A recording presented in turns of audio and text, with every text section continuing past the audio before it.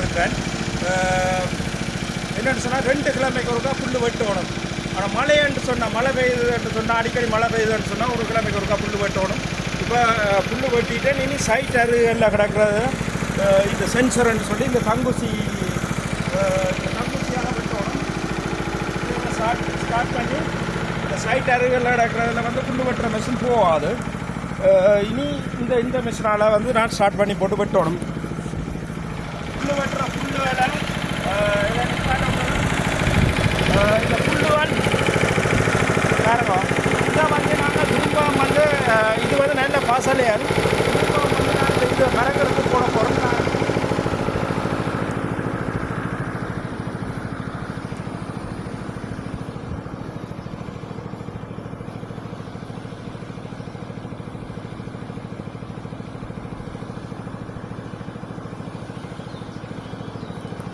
திரும்ப வந்து இது மரங்களுக்கு போட்டால் நிறைய பசலை, அதனால் இதை போட்டு கொஞ்சம் சைட் அதெல்லாம் பரப்பி விடணும். எல்லாம் புல்லுவன் வெட்டி நான் அதை செய்வேன். இப்போ இனி இன்னும் கொஞ்சம் நேரம் டைம் இருக்குது. அதுக்கு பிறகு அந்த மிஷினை ஸ்டார்ட் பண்ணி அந்த மிஷினை அதை ஸ்டார்ட் பண்ணி அதை பாருங்க.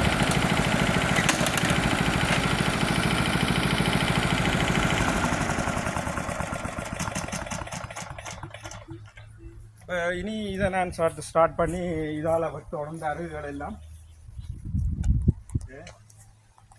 இதுக்கு இது சின்ன மெஷின் தான், இதுவும் பெட்ரோலில் இயங்குறதான். இதால் இனி சைட் அருகுகளில் வந்து இந்த மெஷின் வந்து புல் வெட்டுற மெஷின் வந்து போகாது. இப்போ இதால் தான் வெட்டணும்.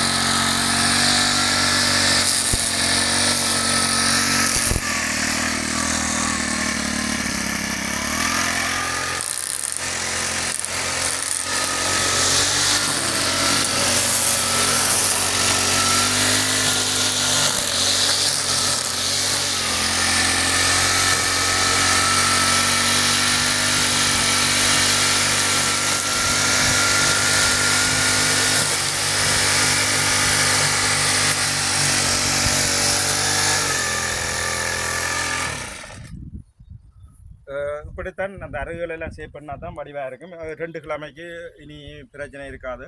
இப்படி எல்லாத்தையும் வடிவாக கிளியர் பண்ணி விட்டால் ஒரு 1.5-2 மணி நேரம் இதுகள் எல்லாம் வேலையெல்லாம் செய்கிறாருக்கு. பாருங்க இப்படி இருக்குது. அருகெல்லாம் வெட்டியாச்சு. இனி எல்லாம் 2 கிழமைக்கு பிரச்சனை இல்லை. 2 கிழமைக்கு ஒரு 2 கிழமைக்கு ஒருக்கா ஒரு 2 மணி நேரம் இதை வந்து இந்த புல்லுகளை வந்து சரியாக க்ளீன் பண்ணி விடணும். இல்லைன்னு சொன்னால் எல்லாம் வளர்ந்து நிறைய வளர்ந்து ஓடும். அடுத்தது புல்லுகளும் வந்து மழை பெஞ்சுதுன்னு சொன்னால் அடிக்கடி ஒவ்வொரு கிழமைக்கு ஒருக்கா நாங்கள் புல் வெட்ட வேண்டி வரும். ஏன்னு சொன்னால் அது வந்து விரைவாக வந்து வளர்ந்து ஓடும்.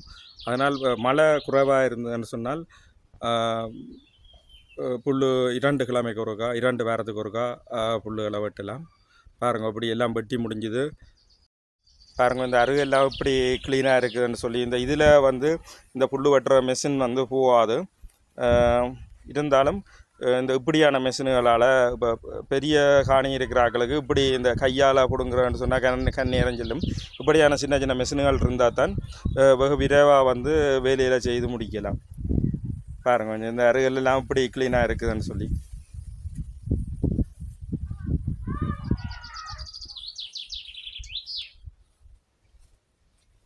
எல்லாம் முடிஞ்சுது. இனி எல்லாத்தையும் கொஞ்சம் சாடையாக க்ளீன் பண்ணி போட்டு உள்ளே கொண்டு வைக்க வேண்டியான். இனி 2 வாரத்துக்கு பிறகு திரும்ப எடுத்து வேலையை செய்யணும். இதோடு இந்த பதிவை முடித்துக்கொண்டு மீண்டும் ஒரு நல்ல பதிவோடு ஜெர்மனியில் கிராமம் தமிழோடாக வந்து சந்திக்கிறேன். நன்றி, வணக்கம்.